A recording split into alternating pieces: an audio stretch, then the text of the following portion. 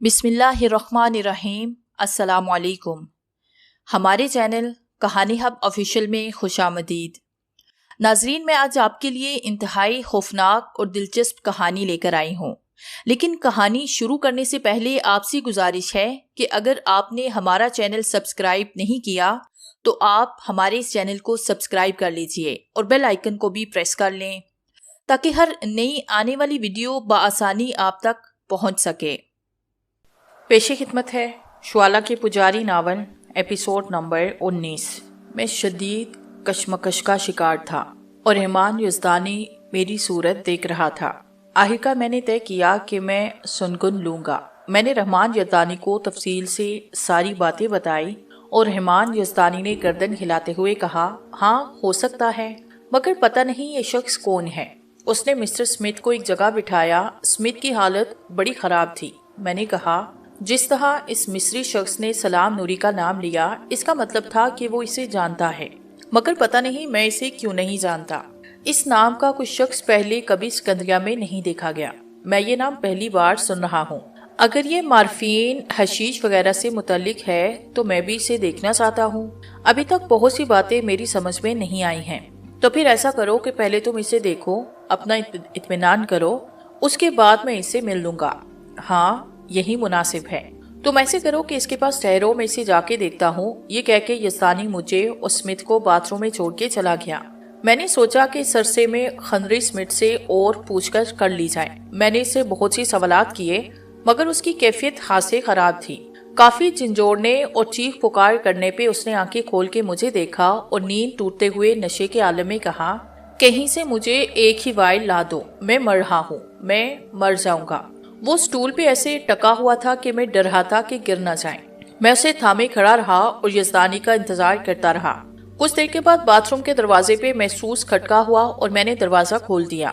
रहमान यज़दानी अंदर आया तो सख्त हिजान के आलम में था। उसने कलाई की घड़ी देखी और तेजी के साथ उर्दू में बोला, खाकान, इसे जल्दी से यहाँ से निकाल कर दूसरी मंजिल पर कमरा नंबर 30 में पहुँचाना है। ये काम तुम करो, मैं एक बेरे को बेच रहा हूँ। तुम ऐसे करना कि उसे लेकर वहाँ पहुँचो और बेरे के आने तक बाथरूम का दरवाजा बंद रखो, ओके? उसने मेरे जवाब का इंतजार भी न किया और जिस तेजी से वो आया था उसी तेजी से चला गया। मैं परेशान रह गया, या इलाही, ये नया खेल क्या है? रहमान यज़दानी तो बड़े मजबूत एसाब का मालिक था, ये इसे क्या हो गया? अभी मैं इन्हीं सोचों में गुम था कि कुछ ही देर के बाद फिर वही महसूस दस्तक हुई और दूसरी तरफ से किसी ने मिस्री लहजे में अंग्रेजी में कहा, सैयदी पाशा, सैयदी पाशा, दरवाजा खोलो।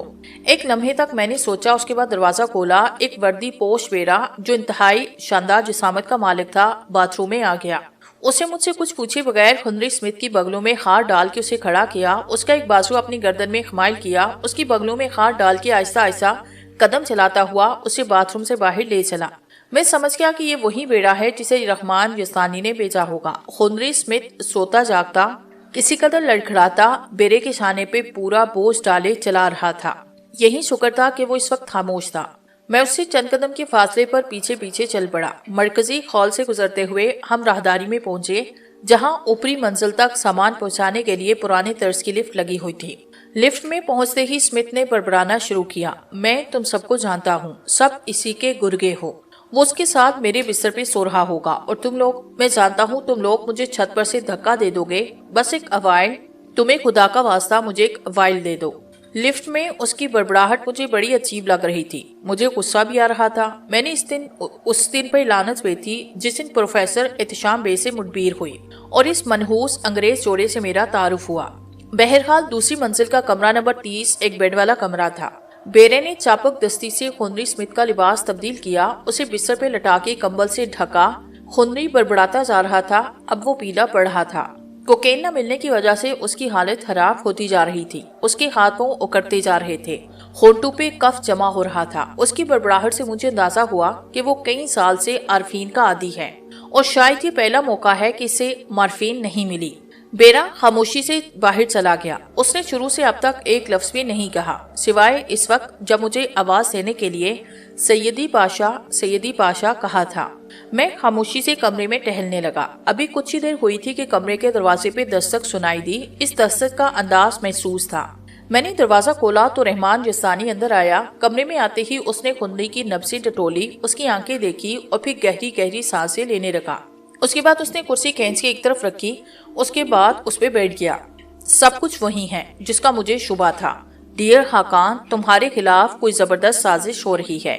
سازش؟ ہاں سازش۔ نہ جانے کیا معاملات تھے، اس کی سرگرمیاں میرے لیے ناقابل فہم تھی۔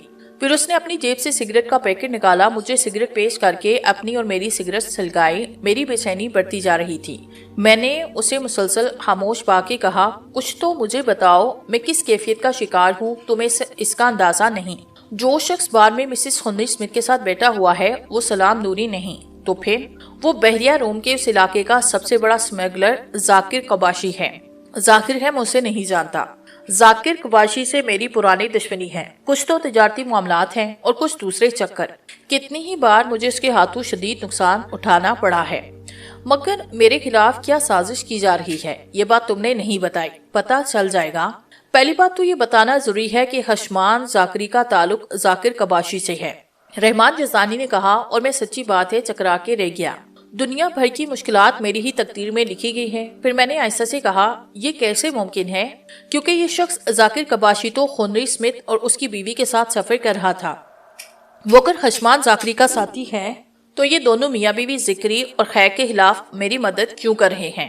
نہیں یار، کچھ اور ہی گڑبڑ ہے، یقینی طور پر کچھ اور ہی گڑبڑ ہے۔ رحمان جسانی نے گردن ہلاتے ہوئے کہا، بہرحال یہ معاملہ حل ہو جائے گا۔ تم یہ سمجھو کہ یہاں تمام چھوٹے بڑے ہوٹلز میں اور اس ہوٹل میں بھی سٹاف میں میرے کرندے گھسے ہوئے ہیں۔ یہ بیڑا جو ابھی اس انگریز کو لاد کے لایا میرا ہی آدمی ہے۔ ابھی چند منٹ میں اپنے آدمی سے مجھے یہ سنگن ملی ہے۔ اسے مجھے کچھ اور ہی شبہ ہو رہا ہے۔ بہرحال میں نے اس سلسلے میں فوری کارروائی شروع کر دی اور خود بھی ایک منصوبہ بنا لیا ہے۔ یہ کہہ کے اس نے جیب سے ایک ڈبہ نکالا۔ شاندار پیکنگ میں 2 فائل رکھے ہوئے تھے جو یقیناً مارفین کے ہوں گے۔ رحمان جسانی نے کہا، ذاکر قباشی اور مسز اسمتھ ابھی تک یہاں موجود ہے۔ ہم اس حرام زادے کو، اس نے بستر کی طرف اشارہ کر کے خندی کی نشاندہی کی اور کہا، ہم اسے یہاں بند کرتے ہیں۔ میں چاہتا ہوں کہ تم کسی طرح چھپ کے قباشی کو پہچانو۔ ہمیں اس طرح جانا ہوگا کہ وہ یا مسز اسمتھ تمہیں یا مجھے نہ دیکھ سکیں۔ میں بہرحال شدید اعصابی کھچاؤ کا شکار تھا۔ میری سمجھ میں نہیں آ رہا تھا کہ سمگل قباشی جو خشمان ذکری کا ساتھی ہے آخر اس جوڑے کو کہاں سے جانتا ہے اور کیسے جانتا ہے۔ جہاز میں تو میں نے لوگوں کو کسی عرب کے ساتھ نہیں دیکھا۔ بہرحال یہ میرے سوچنے کی باتیں تھی اور میں در حقیقت خود اپنے بارے میں سوچتا تو بھی احساس ہونے لگتا کہ میں دنیا کا سب سے پر اسرار آدمی ہوں۔ رحمان جسانی کھڑا ہوا، ہم دونوں باہر نکل آئے، پھر کمرے کو لاک کرنے کے بعد لفٹ کا انتظار کرنے لگے۔ میرا دل پوری طرح سے دھڑک رہا تھا۔ گراؤنڈ فلور پہ اتر کے ہم مرکزی دیوار کے ملحقہ دروازے سے بیرونی گیلری میں نکل آئے۔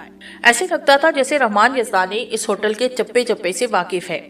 گیلری کے نیم تاریک ماحول میں ہم ایک ایسی کھڑکی کے پاس جا کے رکے جو اس طرف کھلتی تھی جہاں بار تھا اور بار تقریباً کھلا ہوا تھا۔ رحمان جسانی کھڑکی کے پردے کی آڑ میں کھڑا ہوا اور اندر جھانکنے لگا۔ میں بھی اس کے برابر جا کھڑا ہوا۔ کچھ ہی لمحوں کے بعد اس مختصر ہال میں میں نے مسز اسمتھ کو بیٹھے ہوئے دیکھا۔ اگر وہ تنہا تھی اور اس وقت جلمل کرتے ہوئے اس سیاہ گون میں محسوس نہیں ہو رہا تھا کہ یہ وہی عورت ہے۔ جہاز میں تو اس نے اپنا حلیہ کچھ عجیب سا بنا رکھا تھا۔ میں نے اسے اتنا دل آویز کبھی نہ پایا جتنی وہ اس وقت لگ رہی تھی۔ اس وقت شاید اس نے اپنے آپ کو اس قدر دل آویز بنانے کی کوشش کی۔ انتہائی حسین میک اپ، لگ ہی نہیں رہا تھا کہ یہ وہی مسز اسمتھ ہے۔ اس کے بال بھی نئے انداز سے سنوارے گئے اور کھلے گلے کے گاؤن میں اس کا بدن اس قدر دلکش لگ رہا تھا کہ انسانی نگاہیں اس پر سے ہٹنے کے لیے تیار نہ ہوں۔ مجھے تو وہ اس وقت خود بھی بڑی اچھی لگ رہی تھی اور میں سوچ رہا تھا کہ جہاز پر تو ڈھیلے ڈالے لمبے اور پرانے طرز کے کپڑے پہنتی تھی، مگر اسکندریہ کے اس ہوٹل میں اس رات فتنہ بن کے آنے کا کیا مقصد؟ یقیناً وہ کوئی بے مقصد عورت نہ تھی اور جانتی تھی کہ انسانی ذہن کو کس طرح گرفت میں لا جا سکتا ہے۔ لیکن اس وقت جب وہ جہاز میں تھی اس نے ایک بار بھی اس طرح کا کوئی اظہار نہ کیا۔ رحمان جسانی نے مجھے مخاطب کرتے ہوئے کہا، وہ ہے، دیکھو وہ ہے۔ میں چونک پڑا۔ کون؟ ذاکر قباشی کی بات کر رہا ہوں، میں نے کھوئے ہوئے انداز میں کہا۔ وہ دائیں ہاتھ پہ تیسری منزل کے پاس سیاہ رنگ کے سوٹ میں ملبوس، اس نے کہا اور میں اس طرف دیکھنے لگا۔ نازک اندام عورتوں کے جھرمٹ میں نفیس تراش کے سیاہ رنگ کے سوٹ میں جو شخص لمبے ترنگے قد و قامت کے ساتھ کھڑا ہوا تھا، اسے دیکھ کر میں اس قدر وحدحاس ہوا کہ میں نے رحمان جسانی کا بازو پکڑا اور اس قدر سختی سے بیچا کہ اس کی چیخ نکل گئی۔ ارے یہ کیا؟ میرے خدا، جسانی یہ ہیک ہے، وہی حرام جس کے پیچھے لگ کر میں نہ جانے کتنی مصیبتوں میں پھنس چکا ہوں۔ رحمان یزدانی کے چہرے پہ نہ جانے کیوں اطمینان کے ساتھ نظر آئے۔ میرے ان الفاظ سے وہ خود متاثر نہیں ہوا تھا۔ اس نے آہستہ سے کہا، مجھے شبہ تھا، یقین کرو مجھے شک تھا کہ ہیگ اور کپاشی ایک ہی شخص کے 9 نام ہیں۔ ویری گڈ، اب آؤ ذرا خندی اسمتھ سے کچھ دل کی باتیں ہو جائیں۔ رحمان یزدانی نے مجھے بازو سے پکڑا اور گیلری کے سرے کی طرف چل پڑا جہاں لکڑی کے زینے اوپر کی طرف جا رہے تھے۔ تھوڑی دیر پہلے میں نے مسز اسمتھ کی جو کیفیت دیکھی وہ کیفیت بے شک نشہ ٹوٹنے کی وجہ سے ہوئی تھی، لیکن اس وقت ان حالات نے مجھے اس طرح چکرا کے رکھ دیا کہ میں اندر سے اپنی کیفیت خود اس سے بہتر محسوس نہیں کر رہا تھا۔ ایسی الجھنوں نے مجھے گھیرا جو بالکل سمجھ میں نہیں آ رہی تھی۔ ذاکر کباشی ہیگ کا دوسرا نام ہے۔ ہیگ مجھے کلکتے سے متعارف ہوا تھا۔ اس نے واسرائے کے چیمبر سے خفیہ کاغذات چرانے کے لیے مجھے استعمال کیا تھا اور میں اس کی پیدا کی ہوئی مصیبت سے بچ بچا کے بمبئی آیا تھا اور اتفاقی طور سے میں نے اسے دیکھ لیا۔ اس کے بارے میں معلومات حاصل کر کے اپنی دیوانگی کا شکار ہوا۔ اس کے پیچھے پیچھے جہاز میں سوار ہوا یہاں تک اس کا تعاقب کرتا ہوا مصر تک آ گیا۔ اپنی دانس میں نے بڑی چلاکی سے کام لیا۔ جہاز پہ بیس بدل کے گھومتا پھرا تھا اور مطمئن تھا کہ ہیگ مجھے پہچان نہ سکا۔ بہرحال اچانک ہی مجھے ایک بات یاد آئی۔ ایک بار میں اس کمپنی کے دفتر میں گیا جہاں سے ہیگ نے اس جہاز میں اپنے لیے بکنگ کرائی اور کلرک نے شاید اسے سلام نوری کہا تھا۔ اس وقت میں ان الفاظ کو سمجھ نہ سکا۔ یہ نام اگر یاد آتا تو بڑی الجھنوں سے بچ جاتا۔ ذاکر کباشی میں تو میں نے تصور نہ کیا تھا۔ بہرحال ہیگ کی شخصیت کے بارے میں میرے سارے اندازے اب تک غلط تھے۔ میں نے اسے کام قسم کا مجرم سمجھا تھا، لیکن یہاں مصر میں آ کے مجھے اس کی اصل شخصیت کا اندازہ ہو رہا تھا۔ ذاکر کباشی کے نام سے وہ یہاں کا سب سے بڑا سمگل تھا۔ انگریز میاں بیوی اور پروفیسر کا قتل اور یہ تحتی تمام باتیں اتنی الجھی تھی کہ میری سمجھ میں نہیں آتا کہ میں کون سا رخ اختیار کروں، اپنے طور پہ کیا کروں۔ جو کچھ میں کر رہا ہوں اس کا کوئی نتیجہ ہے بھی یا نہیں۔ البتہ ایک بات ضرور تھی اور وہ یہ کہ اگر ادھر سکندریہ میں یہ شخص مجھے نہ ملتا، یعنی رحمان یزدانی، تو نہ جانے مجھ پہ کیا گزرتی۔ اس کے اثر رسوخ، اس کے اسکندریہ میں رہنے والوں کے بارے میں معلومات اس وقت میرے اس قدر کام آ رہی تھی کہ میں دنگ رہ گیا۔ واقعی کمال کی شخصیت تھی رحمان یزدانی کی، اس قدر ذہین، اس قدر سمجھدار کہ تصور نہ کیا جا سکے۔ وہ لمحاتی مجھے یاد تھے جب وہ میرے بابا جان اور سلطان چچا کے ساتھ ہمارے درمیان ہوا کرتا تھا، مگر اس وقت اس کی یہ کیفیت نہ تھی۔ اب تو میں یقیناً موت سے بال بال بچ گیا تھا، اور اب جبکہ میں نسبتاً محفوظ تھا اور پسینے پسینے ہو رہا تھا کہ میں جو زندہ ہوں وہ چند خوشگوار تعلقات کی بدولت سے، ورنہ میرا جو حشر ہوتا دنیا اس کا تماشا دیکھتی۔ اب مجھے معلوم نہ تھا کہ رحمان یزدانی نے اگلا منصوبہ کیا بنایا۔ اس نے مارفین کے انجیکشن مجھے دکھائے، ظاہر ہے وہ انجیکشنوں کو خنی اسمتھ سے پوچھ گچھ کے لیے استعمال کرے گا۔ بہرحال جب ہم کمرے میں واپس پہنچے تو خنی اسمتھ اسی طرح بستر پہ نیم مردہ پڑا ہوا تھا۔ رحمان یزدانی نے کمرہ اندر سے لاک کیا، بستر کے سرہانے کرسی کھینچ کے بیٹھا۔ میری نظریں اس کے چہرے کی طرف اٹھی تو مجھے ایک عجیب سا احساس ہوا۔ اس کا چہرہ پتھر کی طرح سخت تھا۔ بہرحال اس نے میز پر سے پانی کا گلاس اٹھایا، چلو بھر پانی اسمتھ کے منہ پہ چھینٹے کے طور پہ مارا۔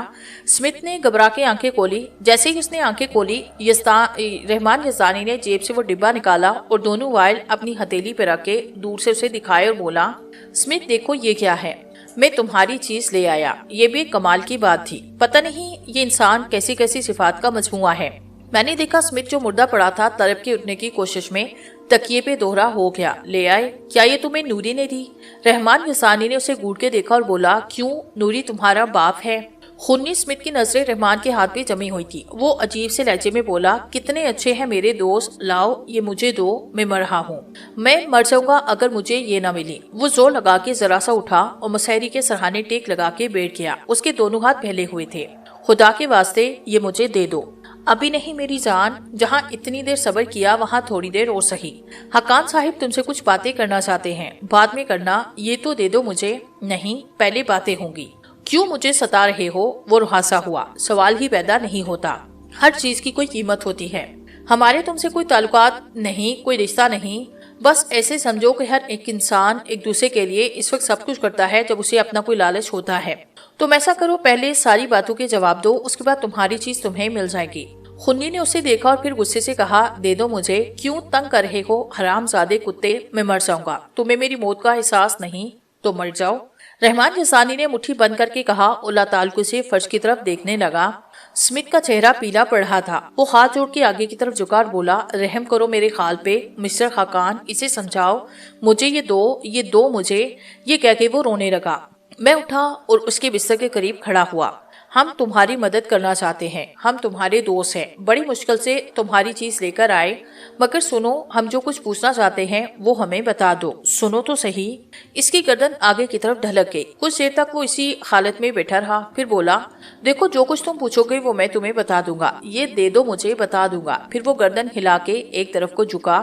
رحمان یزدانی اپنی جگہ سے اٹھا، اس نے بالوں سے پکڑ کر اس کا سر اٹھایا اور چیخ کے کہا، میں آخری بار پوچھ رہا ہوں اسمتھ، ہمیں ذاکر قباشی کے بارے میں ساری باتیں بتاؤ تو یہ دونوں خوراکیں تمہیں مل جائیں گی، نہیں تو تم یہیں اس کمرے کے بستر پر ایڑیاں رگڑ رگڑ کے مر جاؤ گے اور کسی کو کانو کان خبر نہ ہوگی۔ اتنا شفاق تھا رحمان یزدانی کا لہجہ کہ مجھے اس پہ حیرت ہوئی۔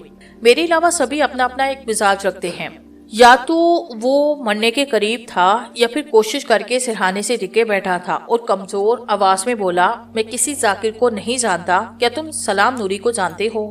ہاں سلام نوری، مگر ذاکر قباشی؟ وہی جسے تم سلام نوری کہہ رہے ہو، وہی ذاکر قباشی ہے، اس علاقے کا سب سے بڑا سمگل اور منشیات کا سوداگر، رحمان یزدانی نے کہا، اور ہنری اسمتھ عجیب سی نظروں سے اسے دیکھنے لگا۔ رحمان یزدانی پھر بولا، تم اسے کب سے جانتے ہو؟ 2 سال سے۔ مگر تم اس کے بارے میں مجھ سے کیوں نہیں پوچھو؟ کیوں؟ اسے پتہ چل گیا کہ میں نے تمہیں کچھ بتایا تو وہ مجھے مار ڈالے گا۔ سنو ہنری اسمتھ، اس کی فکر مت کرو، اس کے دن پورے ہو گئے، یہ میں کہہ رہا ہوں، میں رحمان یزدانی، وہ اب تمہیں کوئی نقصان نہیں پہنچائے گا، میں اسکندریہ میں اکیلا نہیں، میں اکیلا نہیں۔ ہنری اسمتھ کے ہونٹ خشک ہو رہے تھے، وہ واقعی تکلیف میں تھا۔ وہ آہستہ سے بولو، سنو رحمان یزدانی، تم آج تو مجھے میری خوراک دے دو، مگر کل کی، اگلے ہفتے کی، اگلے مہینے کی کون ضمانت دے گا؟ یہ تو عجیب شہر ہے، میں نہ جانے کہاں کہاں مارا مارا پھروں، کسی نے مجھے گاس نہیں ڈالی۔ قباشی یا سلام نوری، وہ جو کوئی بھی ہے، مجھے میری خوراک تو دیتا رہے گا۔ تمہارا کیا ہے؟ آج کے بعد تمہاری شکل بھی نظر نہیں آئے گی۔ رحمان یزدانی ہنسنے لگا، پھر بولا، ٹھیک ہے، اجا سنو، اگر میں تمہیں 1 مہینے کا کوٹا ابھی اسی وقت دے دوں تو کیسا رہے گا؟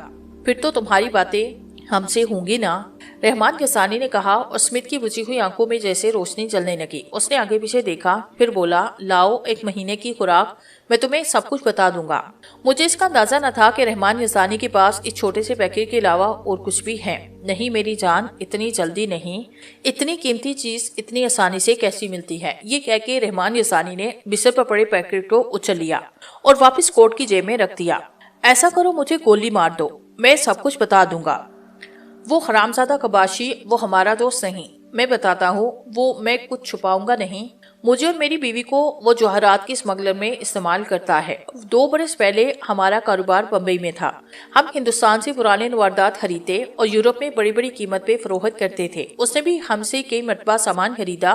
ایک دفعہ وہ ہمارے پاس آیا، اس نے کانسے کی بہت سی مورتیاں خریدی، اس نے ہمیں اس کی منہ مانگی قیمت دی اور پھر کہا کہ اگر ہم اس کا ساتھ دیں تو سال بھر میں اتنی دولت حاصل کر سکتے ہیں کہ 1000 زندگیاں ملیں تو بھی اس کا 10واں حصہ اکٹھا نہیں ہو سکتا۔ ہم نے اس کی بات سے دلچسپی لی تو اس نے بتایا کہ ان مورتیوں کو چابک دستی کے ساتھ کاٹ کے ان میں خفیہ خانے بنا دیے جائیں گے، کھیرج، یاقوت، زمرد اور دوسرے قیمتی پتھر اس میں بھر دیے جائیں گے، پھر یہ مورتیاں یورپ میں مختلف پتوں پہ پارسل کر دی جائیں گی۔ اس نے بتایا کہ منافع کی رقم کا آدھا ساجہ ہوگا، 1/4 ہمیں پیشگی ملے گی اور 1/4 مال پہنچ جانے کے بعد ملے گا۔ میں تو ذرا خوشحال ہو رہا تھا، مگر وہ کمینی، وہ فوراً رضامند ہو گئی۔ میں اپنی بیوی کی بات کر رہا ہوں، وہ لالچی عورت جس نے زندگی میں کبھی عورت کی بات مانی، میں نے اسے نپتے ہوئے نہیں دیکھا۔ وہ رضامند ہو گئی۔ میں نے شروع میں مداخلت کی، مگر خیر، سال بھر تک ہم نے بے حساب دولت کمائی۔ اس دوران میں جو کچھ کماتا رہا، ان میں میری بیوی تھی۔ اسے میری بیوی پہ ڈورے ڈالے، مجھے مارفین کا چسکا لگایا۔ اب میری بیوی اس کی داشتہ ہے اور میں اس کا غلام۔ ہندوستان اور انگلستان کے بینکوں میں ہمارے بے تحاشا دولت ہے، مگر کس کام کی؟ جہاز پہ وہ رکا اور گہری گہری سانسیں لینے لگا۔ اسمتھ، جہاز پہ ایک شخص قتل ہوا، ہمیں اس بارے میں بتاؤ۔ ارے وہی پروفیسر احتشام، اسے اسی شخص نے قتل کیا۔ اس کا نام تم ذاکر قباشی لو یا سلام نوری یا پھر ہے۔ کیوں قتل کیا؟ اصل میں پروفیسر حقان کو خبردار کرنا چاہتا تھا۔ کس بات سے خبردار کرنا چاہتا تھا؟ ذاکر قباشی سے قتل کرنا چاہتا ہے، یعنی حقان کو اس نے جہاز پہ دیکھ لیا تھا۔ اس کا خیال تھا کہ انڈین کسٹمر کے آدمی ہیں، جہاز پہ ہی مال برآمد کرنا اور ہمیں پکڑنا چاہتے ہیں۔ اس نے بتایا تھا کہ حقان اسے ہے کے نام سے جانتا ہے اور کسی پرانی دشمنی کی وجہ سے اسے نقصان پہنچانے کے لیے جہاز پہ سوار ہوا ہے۔ حقان کے خلاف منصوبہ تیار کرنے کے لیے ہم لوگ رات کو پروفیسر کی کیبن میں داخل ہوئے۔ وہ حرامزادہ میری ہی کیبن میں سوتا تھا۔ شام کو کافی لانچ میں مجھے میری خوراک پہنچایا کرتا۔ آدھی رات گزرنے کے بعد میرے کیبن میں آتا۔ صبح میری آنکھ کھلتی تو میں فرش پہ پڑا ہوتا اور وہ میری بیوی کے ساتھ میں کچھ نہیں کر سکتا تھا۔ کتنی ہی راتوں میں جھاگتا ہوتا تھا۔ اس کی آنکھیں بند ہو گئی۔ رحمان نے ہاتھ اٹھا کے اسے روکا، پھر بولا، تختی کا کیا چکر ہے؟ تختی؟ کون سی تختی؟ وہی مصری خزانے کی۔ وہ تو اسی ذاکر قباشی کی حرام زدگی تھی۔ ہیروڈوٹ سے یا یادداشتوں کے واقعات لے کر اس نے احتشام کو یہ پوری کہانی سنائی۔ یہ تمام باتیں ہو رہی تھی، میں اس کے ایک ایک لفظ پہ غور کر رہا تھا، لیکن اب مجھ سے ضبط نہ ہو سکا۔ میں نے کہا، پروفیسر احتشام کو ایسی کیا مجبوری کہ اس نے مجھے بہکانے کے لیے یہ ڈونگ رچایا؟ اسمتھ کی میری طرف گھوما۔ اس نے کہا، اس نے قاہرہ میں پروفیسر کی نوجوان بیوی کو روک رکھا ہے۔ کیا؟ میں اچھل پڑا۔ ہاں، اس نے اس کی بیوی کو روک رکھا ہے۔ مگر کیوں؟ پروفیسر نے مصر میں نواردات کی کھدائی کے لیے قباشی سے قرض لیا تھا۔ مہم ناکام ہوئی۔ قباشی نے رقم کی واپسی کا تذکرہ کیا۔ پروفیسر اتنی بڑی رقم کہاں سے دیتا؟ وہ اور اس کی بیوی ارسلہ کہاں سے بھاگے؟ مگر ارسلہ؟ ہاں۔ کیا یہ اس کی بیوی کا نام ہے؟ ہاں۔ کمال ہے۔ وہ دونوں قاہرہ سے بھاگنے میں کامیاب ہوئے، مگر قباشی نے انہیں لیبیا میں جا کے پکڑا اور ارسلہ کو یرغمال کے طور پہ وہاں سے قاہرہ منتقل کیا اور ہم دونوں کو ہندوستان لے آیا۔ کیوں؟ وہ ہندوستان سے جواہرات لانا چاہتا تھا۔ پروفیسر کو اس لیے ساتھ لے کر گیا کہ اس کے گرگوں نے تبت میں بدھ مت کی کوئی قدیم تختی چرائی تھی اور قباشی اس کا سودا کر رہا تھا۔ پروفیسر کا کام یہ تھا کہ وہ اس تختی پہ لکھی تحریر پڑھ کے سنائے۔ اس کے بعد قباشی نے وہ تختی بیچ دی۔ نہیں، سودا نہیں ہوا۔ تختی اب کہاں ہے؟ اسی کے پاس۔ امریکی یونیورسٹی کے ایک ہندو پروفیسر سے سلسلے میں بات چیت ہو رہی ہے۔ پتہ نہیں کیا ہوا، وہ بیچارہ پروفیسر احتشام اس کے کسی کام کا نہیں تھا، چنانچہ اس نے اسے مار دیا۔ آپ یقین کریں حقان، وہ ایک پتھر سے کئی شکار کرنا چاہتا ہے۔ اس طرح ایک طرف تو پروفیسر سے اسے نجات مل جاتی، دوسرا پروفیسر کی لاش کے پاس تمہاری موجودگی سے تم پولیس کے شکنجے میں پھنس جاتی۔ یہی اس کا منصوبہ تھا۔ میں حیرت کی تصویر بنا اسمتھ کے انکشافات سن رہا تھا۔ اس کا مطلب ہے کہ پروفیسر احتشام بیبی اس شخص کی شفاقی کا شکار ہوا۔ کچھ دیر کے اندر ہیگ کا سارا کھیل میری سمجھ میں آ گیا تھا۔ مجھے اب پتہ چل گیا تھا کہ اس نے مجھے جہاز پہ دیکھ کر فوراً پہچان لیا اور پھر مجھے راستے سے ہٹانے کا منصوبہ تیار کر لیا۔ اس نے بیچارے پروفیسر کو مجبور کیا کہ وہ مصر کے خزانے کا فرضی قصہ سنا کے صحرا میں لے جانے پہ تیار کرے اور پھر وہاں آسانی سے مجھے ٹھکانے لگا دے۔ ادھر میں پروفیسر کے جھانسے میں آیا، لیکن پروفیسر نیک نفس آدمی تھا۔ اس نے یہ غلطی نہ کی کہ اس انگریز چوڑے کے سامنے مصری خزانے کی فرضی تحقیق کا قصہ مجھے سنایا اور اپنے کیبن میں آنے کی دعوت دی۔ میں ادھر کینٹین کی طرف اور پروفیسر اپنے کیبن کی طرف گیا۔ ادھر اسمتھ کی بیوی نے ہیگ کو بتایا کہ پروفیسر حقان کو خبردار کرنا چاہتا ہے۔ چنانچہ ہیگ نے فوراً دوسرا منصوبہ تیار کیا۔ اس نے پروفیسر کو اسی کیبن میں خلا کیا۔ میری گھات میں بیٹھا کہ جو ہی میں پروفیسر کے کیبن میں داخل ہوں گا وہ باہر سے دروازہ بند کر دے یا کوئی اور ترکیب کرے۔ مگر میری خوش قسمتی یس بہت پتر کا کارنامہ تھا کہ میں نے پروفیسر کی پشت پر اٹھے ہوئے ہاتھ کا منظر دیکھ لیا۔ دوڑتا ہوا جب پروفیسر کے کیبن کی طرف جا رہا تھا تو بیڑے سے ٹکرایا۔ بیڑا ٹوٹے ہوئے برتن اکٹھا کرنے کے لیے کافی دیر تک راہداری میں کھڑا رہا۔ اگر راہداری سنسان ہوتی تو پروفیسر کی لاش کے سامنے مجھے بند کرنے کے بعد ہیگ جہاز کے کپتان کو اطلاع دیتا۔ اس کے بعد میں بغیر کسی کوشش کے پھنس جاتا اور ہیگ اپنے دو محالفوں سے نجات پانے کے بعد آرام سے اتر جاتا۔ کیا ہی خوفناک انسان ہے یہ، ذہنی طور پہ کس قدر طاقتور۔ بہرحال خنی اسمتھ کو جو کچھ معلوم تھا اس نے مجھے اور یسانی کو بتا دیا۔ اس نے یہ بھی بتایا کہ ہیگ اسے اس لیے سزا دے رہا ہے کہ جہاز پہ اس نے اپنی بیوی سے جھگڑا کیا اور کہا کہ وہ سکندریہ پہنچ کے طلاق کی کارروائی کرے گا۔ بہرحال یہ پوری داستان تھی۔ اس کے علاوہ خنی سے اور کچھ معلوم کرنا ذرا مشکل تھا۔ چنانچہ رحمان نے اسے اس کی خوراک دی۔ اس کے چہرے کے رنگ بدلنے لگے۔ اس نے سرور میں بند ہوتی آنکھوں سے مجھے اور یسانی کو کہا، تم بڑے اچھے دوست نکلے۔ یہ بتاؤ، مجھے بھوک لگ رہی ہے، میں کیا کروں؟ کھانا کھاؤ، اور کیا کرو گے؟ رحمان یسانی کچھ سوچ رہا تھا، پھر وہ بولا، خنی تم 2-3 دن اسی کمرے میں رہو، بالکل باہر مت نکلو۔ وہی بیرا جو تمہیں باتھ روم سے یہاں تک لایا تمہیں یہاں ضرورت کی تمام چیزیں پہنچاتا رہے گا۔ یہ میں تمہیں اس لیے کہہ رہا ہوں کہ میں قباشی سے حساب چکانا چاہتا ہوں۔ اس سے اگر ذرا بھی شبہ ہوا کہ تم نے اس جرائم کی داستان کسی کو سنائی تو وہ تمہیں بلا تکلف مار دے گا۔ اسے یہی سمجھنے دو کہ مارفین کی تلاش میں تم کسی جرائم پیشہ گروہ کے ہتھے چڑھ گئے ہو۔ खुंदी ने बेबसी से दोनों हाथ फैलाए। बहरहाल रहमान यसानी ने उसे अच्छी खासी रकम दी। उसके बाद उसे आखिरी हिदायत दे के वहाँ से निकल आया। फिर हम दोनों गाड़ी में बैठ के घर की तरफ रवाना हुए। एक अजीब सा तासुर हम दोनों के जहनों पे सवार था। है या जो भी उसका नाम, जाकिर कुबाशी या सलाम नूरी, अब हमारी जद पे था। रहमान यसानी के गिरोह के बारे में मुझे सही तरह मालूम न था कि इसका गिरोह कितना ताकतवर है। फिर भी होटल में इसे जो अहमियत दी गई, इससे अंदाजा हुआ कि वो किस कदर बासर आदमी है।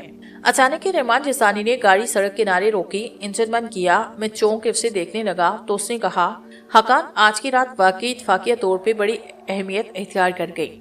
जाकिर कुबाशी और उसके दस्तराज जकरी को ये अंदाजा नहीं हो सका कि जहाज से फरार होने के बाद तुम पे क्या बीती, लेकिन वो लोग सिकंदरिया को अपनी सल्तनत समझते हैं, खास तौर से जाकिर कुबाशी। तुम देखो वो कितनी आजादी से अपनी दाश्ता को लिए घूम रहा है। उसके वहमो गुमान में न होगा कि हकान जमशेदी को मैंने जहाज से फरार होने में मदद दी। कुछ देर इंतजार करो, मैं अभी आता हूँ। कहा, यहाँ मेरा एक स्टेशन है, मैं अपने कुछ साथियों को इन हालात के बारे में इतला दे के आ रहा हूँ। ओके, मैंने कहा और वो गाड़ी से उतरकर अंधेरे में गायब हुआ। मैं उसका इंतजार कर रहा था। 5 मिनट, 10 मिनट, 15 मिनट, मैं बैठे बैठे उकता गया। गाड़ी से उतर के सड़क पे आया, सड़क के किनारे लगी घास पे टहलने लगा। अंधेरे में दूर दूर तक किसी का कुछ पता न था। मेरी उलझन बढ़ती जा रही थी। अभी मैं सोचों में गुम था कि अचानक मुझे अपने पीछे आहट सुनाई दी और मैं चौंक के पलटा। मैंने पलट के देखा तो एक लम्हे के लिए मेरे सहन में एक जबरदस्त छनाका हुआ। मेरे सामने संदूरती खड़ा था। मुझे देखते ही उसने अपने दोनों हाथ पेशानी पे रखे और झुका। बोधिसत्व परखू ने जैसा बताया वैसा ही होगा। आपने अपना पहचाना, सच्चाई और भलाई का रास्ता आपने देखा। एक बात जहन में रखे, शब भावनाएं आपको कहीं से कहीं ला जा सकती हैं और ज्ञान के रास्ते से हटा सकती हैं, मगर मेहतर भूत कोई बदकार शख्स नहीं हो सकता। अब आप सही रास्ते पे चल रहे हैं। एक बात याद रखें, आज रात आपको उसके घर जाना है जो यहाँ अपने आप को बड़ा आदमी समझता है। मेरा मतलब है खशमान जिक्री। कहीं और नहीं जाएंगे आप। वहाँ आपको पत्थर की वो तख्ती मिलेगी जो बड़ों ने तिब्बत के महान धार में संभाल रखी थी। फिर चोर उसे उड़ा लाए। उसकी कहानी कुछ और है जो अब तक न जाने कैसे कैसे जरिए से पहुंचाएगी। याद रखिए बोधिसत्व, आपको खशमान जिक्री के घर जाना है। मैं अजीब से अंदाज में उसकी बातें सुन रहा था। अचानक उसने गर्दन उठा के दूर देखा। उसे बहुत से कदमों की आवाज सुनाई दे रही थी। फिर उसने सीने पे हाथ रखा, गर्दन हमकी और बोला, मैं चलता हूँ बोधिसत्व, अथा परमो था। ये कह के वो उड़ा और अंधेरे में गायब हो गया। आने वाले कोई 15-20 आदमी थे जो आहिस्ता आहिस्ता चल के मेरे नजदीक पहुंचे। उनके लिबास साफ और ढीले थे। मैंने हैरानी से देखा, रहमान यसानी उनमें नहीं था। उनके चेहरे के तासुरात अजीब थे। एक लम्हे के अंदर मुझ पे वहशत सवार हुई। मैंने वहशत के आलम में यहाँ से फरार होने के बारे में सोचा, मगर दूसरे लम्हे आने वालों ने मेरे गिर्द घेरा डाला। एक बार फिर मैंने मोर की तरह गर्दन उठा के इर्द गिर्द देखा। उन आदमियों के सिवा सड़क पे दूर दूर तक कोई न था। मेरी छठी हिस्स बता रही थी कि वो लोग किसी अच्छे इरादे से मेरे गिर्द नहीं जमा हुए। मैं बिल्कुल तन्हा था। अगर मसले भी होता तब भी इतने सारे अफराद से निपटना आसान काम नहीं था। सड़कों के लैंपों की रोशनियां आने वालों के चेहरे पे अपना अक्स डाल रही थी। उनकी आंखें और पेशानी का कुछ हिस्सा खुला हुआ था, बाकी चेहरा रुमाल से ढका था। एक लम्हे में मुझे ये अंदाजा हुआ कि इनमें से हर शख्स मसले है। फिर उनमें से एक आदमी जो खासे लंबे कदो कामत का मालिक था, रिवाल्वर ताने आहिस्ता आहिस्ता मेरी जाने बढ़ने लगा। बाकी दूसरे हल्का बनाए साकित खड़े थे। आने वाला मेरे बिल्कुल करीब पहुंचा। उसने इंतहाई नर्मो मुलायम लहजे में मुझसे कहा, सैयदी हकान, हमें हिदायत दी गई है कि आपको इज्जत और एहतराम के साथ ले आएं। हमारी ख्वाहिश है कि कोई नाखुशगवार बात ना होने पाए। अगर आप खामोशी से हमारे साथ चलना मंजूर करें तो हम आपके शुक्रगुजार होंगे और इसमें आपका फायदा है, वरना दूसरी सूरत बड़ी मजबूरी के आलम में हम ये बात करते हैं कि हमें दूसरा तरीका इख्तियार करना पड़ेगा। उसने अपने रिवाल्वर को जुम्बश दी। मैंने वहशत से चारों तरफ देखा। एक लम्हे के लिए मेरी समझ में न आया कि ये कौन लोग हैं, लेकिन ये अंदाजा हो रहा था कि ये आम लुटेरे या रासद नहीं हो सकते, क्योंकि इन्होंने मुझे मेरे नाम से मुखातिब किया। लाजम है कि ये मेरी नकलो हरकत की निगरानी करते रहे होंगे। सिर्फ एक ही अंदाजा किया जा सकता है, वो ये है कि साथी होंगे। इस वक्त अगर मैं इनसे भड़साने की दलेराना हमाकत करूं तो सचमुच की हमाकत होगी, इससे कुछ हासिल ना होगा। एक लम्हे में फैसला करना था। चुनांचे मैंने फैसला करके दोनों हाथ ऊपर उठाए। मैं सोच रहा था कि रहमान यसानी इस वक्त धोखा खा गया। वो यहाँ अपने साथियों की मौजूदगी की खबर देकर गया होगा। यकीनन हमें आसपास इसके ग्रोह के अफराद मौजूद होंगे, लेकिन हालात की सितम ज़रीफी देखिए कि रहमान यसानी के अपने इलाकों में दुश्मनों ने मुझे घेर लिया। मैंने हाथ उठाए, आखिरी बार अंधेरे में उस तरफ देखा जहाँ रहमान यसानी गया था। दूर दूर तक सड़क पे कोई मौजूद ना था। रिवॉल्वर वाले लंबे तिरंगे मिस्त्री ने मेरे पीछे आके झटके से मेरे दोनों हाथ पकड़े, उन्हें पुश की तरफ मोड़ा। उसके अंदाज में शदीद जारहियत थी। फिर वो मजबूती से मेरे हाथों को डोरी से बांधने लगा। उसके एक और साथी ने आगे बढ़ के मेरे मुंह में खपड़ा ठोसा। उसके बाद मुंह पे रुमाल बांध के कस दिया। गुस्से और बेबसी ने मेरे सारे वजूद को लरसा दिया, मगर मैं जानता था कि इस वक्त कुछ भी करना मौत को आवाज देने के मुतरादिफ था। आहिका वो लोग मुझे धकेलते हुए एक तरफ लेकर जा रहे थे। मैं अपने कदमों से चढ़ा था, लेकिन बिल्कुल बेबस हो चुका था। सड़क पार करने के बाद एक ढलान आया और वो मुझे ढलान से नीचे उतारने लगे। ढलान का इख्तिताम कच्ची जमीन पे हुआ था। इस कच्ची जमीन पर इतने बहुत से लोगों के चलने की आवाज बिल्कुल नहीं आ रही थी। थोड़ा सा फासला इसी तरह तय किया गया। उसके बाद सड़क आई। सड़क पे एक छोटा सा पुल बना हुआ था। वो लोग मुझे लेकर उस पुल के नीचे पहुंचे। अगवा करने वालों में से किसी ने मेरी पसली में अपना पिस्तौल चिबो के कहा, बैठ जाओ, नीचे बैठ जाओ। मैं उनकी हिदायत पे अमल करने लगा तो वो सब सुकून से मेरे गिर्द घेरा डाल के बैठ गए। मेरे अंदाजे के मुताबिक ये कोई खुश्क नाला था। नाले का रेतला फर्श तोकों के खिलाफ साफ शफाफ था। ऊपर ईंटों की मेहराब थी और फिर पुख्ता सड़क। मैंने अंदाजा लगाया कि हम इस जगह से जहां रहमान जसानी की कार खड़ी थी कोई 2 फरलांग निकल आए थे और ये फासला तकरीबन 15-20 मिनट में तय किया गया। इसका मतलब ये हुआ कि रहमान जसानी को गए हुए काफी देर गुजर गई। पता नहीं ये लोग यहाँ बैठे किस चीज का इंतजार कर रहे हैं।